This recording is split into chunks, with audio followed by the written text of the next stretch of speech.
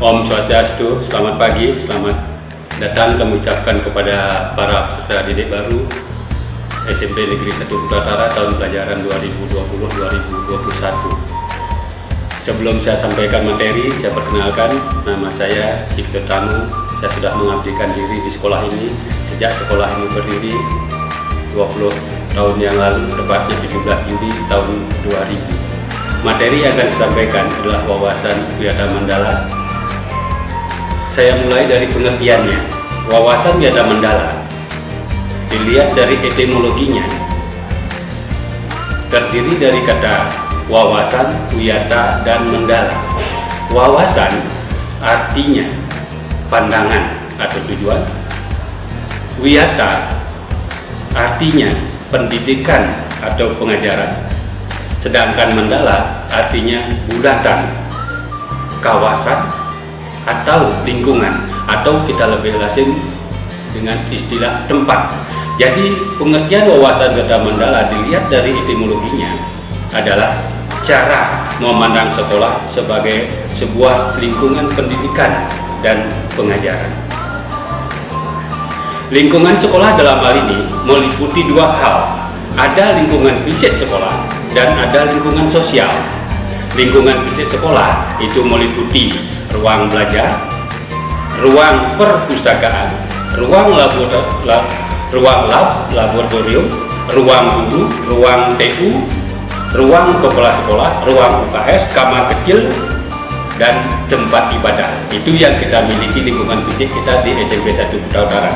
Sedangkan lingkungan sosialnya adalah orang-orang yang ada di SMP 1 Kuta Utara. Siapa aja mereka selain siswa? Ada kepala sekolah yang di dalam melaksanakan tugasnya, kepala sekolah dibantu oleh wakil kepala sekolah yang ada 3 wakil yang meliputi wakil kesiswaan, wakil sarana prasarana, dan wakil kurikulum. Yang berikutnya ada kepala urusan yang masing-masing kepala urusan 2 orang, antara lain adalah kaul kurikulum, kaul kesiswaan, kaul humas, dan kaul prasarana. Kemudian ada kepala perpustakaan, ada kepala laboratorium, ada guru mata pelajaran, di mana guru mata pelajaran dikoordinir oleh koordinator mata pelajaran, dan guru BK yang dikoordinir oleh koordinator BK. Ada kepala tata usaha yang di dalamnya dalam melaksanakan tugasnya dibantu oleh staf TU, dan ada satuan pengamanan yang kita lazim sebut dengan satpam yang dalam bahasa kerennya security. Kita memiliki 2 orang, dan petugas kebersihan yang lazim dikenal dengan cleaning service kita memiliki 4 orang, dan yang standby ada di sekolah sebagai penjaga malam kita punya 1 penjaga malam. Itu lingkungan. Jadi saya ulang, ada lingkungan fisik dan lingkungan sosial. Unsur-unsur dalam wawasan Wiyata Mandala meliputi sekolah sebagai lingkungan pendidikan. Saya ulang, sekolah sebagai lingkungan pendidikan, di mana kepala sekolah memiliki wewenang dan tanggung jawab penuh terhadap jalannya sekolah. Setiap yang ada di sekolah, setiap yang bergerak sekolah, apapun yang berlaku di sekolah, kepala sekolah harus tahu, karena beliau memiliki wewenang dan tanggung jawab penuh terhadap persekolahan. Kemudian yang berikutnya, untuk mewujudkan keberhasilan pendidikan dan pengajaran sekolah harus terdapat kerjasama antara guru dengan orang tua siswa, kerjasama antara guru dengan orang tua siswa. Selanjutnya, unsur berikutnya, semua warga sekolah di sekolah, baik di dalam maupun di luar lingkungan sekolah, harus tetap menjaga citra dan martabat sekolah.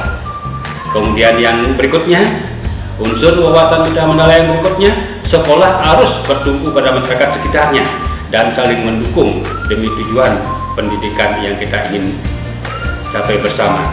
Kemudian berikutnya, terciptanya disiplin sesama warga sekolah.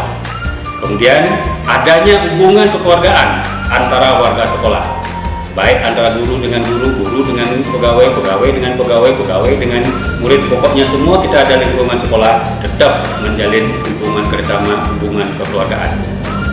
Kemudian tumbuhnya semangat untuk maju dan mau bekerja keras. Kita punya tekad, kita punya semangat, kita ingin maju, dan kita tetap harus bekerja keras demi tujuan pendidikan kita. Selanjutnya, saya lanjutkan dengan komponen penting dalam wawasan Weda Mandala. Dalam wawasan Weda Mandala, yang penting adalah yang pertama, peran kepala sekolah sebagai pengatur jalannya sekolah. Seperti yang saya katakan tadi, setiap yang bergerak sekolah, setiap apapun yang terjadi di sekolah, kepala sekolah harus tahu. Kemudian peran guru, kemudian peran Sivitas Akademi. Yang saya maksudkan peran Sivitas Akademika di sini adalah semua stakeholder yang membantu jalannya pendidikan, antara lain ada security, ada penjaga malam, ada cleaning service, TU, semua komponen yang ada sekolah yang mendukung jalannya pendidikan kita sebut dengan Sivitas Akademika. Kemudian yang berikutnya, peran peserta didik. Peran peserta didik dalam menjalankan pendidikan di sekolah sangat-sangat penting, sebab muara daripada semua pendidikan adalah tertuju kepada peserta didik. Ya, jadi sekali lagi saya katakan, muara daripada pendidikan kita adalah peserta didik dalam rangka mempersiapkan dirinya menghadapi masa depannya.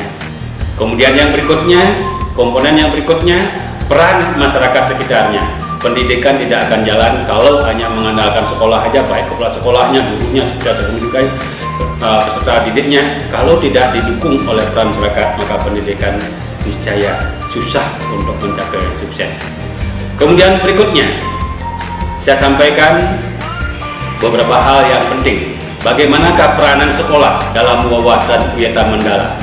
Dalam wawasan Weda Mandala, sekolah sebagai tempat proses belajar mengajar, di mana proses belajar mengajar dilakukan di sekolah. Ini adalah merupakan tempat formal pendidikan. Kemudian yang berikutnya, yang nomor 2, peranan sekolah adalah menanamkan dan mengembangkan berbagai nilai, ilmu pengetahuan dan teknologi, serta berbagai keterampilan.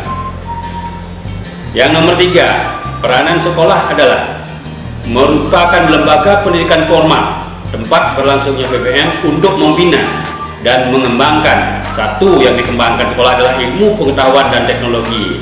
Kemudian pandangan hidup dan berkepribadian.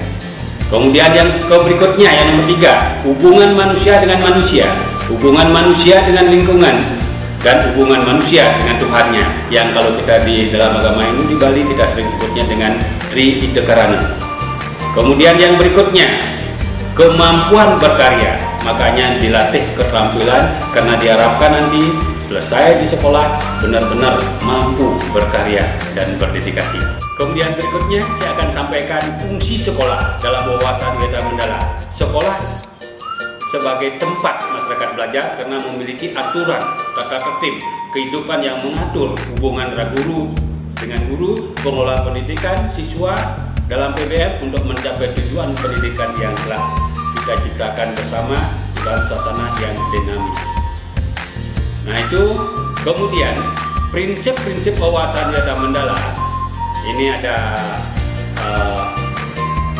beberapa 9 prinsip. Sekolah sebagai lembaga yang mampu memberikan bekal hidup, sekolah sebagai suatu institusi yang mampu memberikan bimbingan tidak sekedar belajar, kemudian sekolah sebagai lembaga pelayanan yang adil dan merata bagi semua stakeholder, sekolah sebagai lembaga pengembangan bakat dan minat siswa, sekolah sebagai lembaga pembinaan di luar intelijensinya, sekolah sebagai lembaga yang mampu memberikan perhatian serius dalam mempersiapkan pengembangan kemampuan emosi dan sosial, sekolah sebagai wahana pengembangan watak dan sikap sederhana, jujur, terbuka, rela berkorban, ramah dan cinta tanah air, sekolah sebagai wahana pendewasaan diri, dan sekolah harus mampu menjadi pusat pembelajaran. Itu selanjutnya yang perlu dihindari sekolah sebagai wawasan Weda Mandala.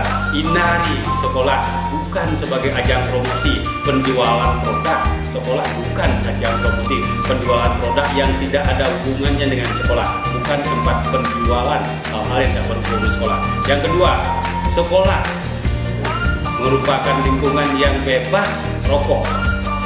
Maka semua stakeholder yang ada sekolah, dari siswa semua yang ada sekolah, semua komponen di sekolah dilarang merokok.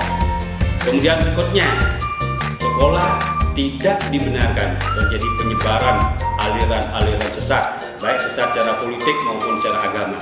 Kemudian hindari sekolah sebagai propaganda politik atau kampanye.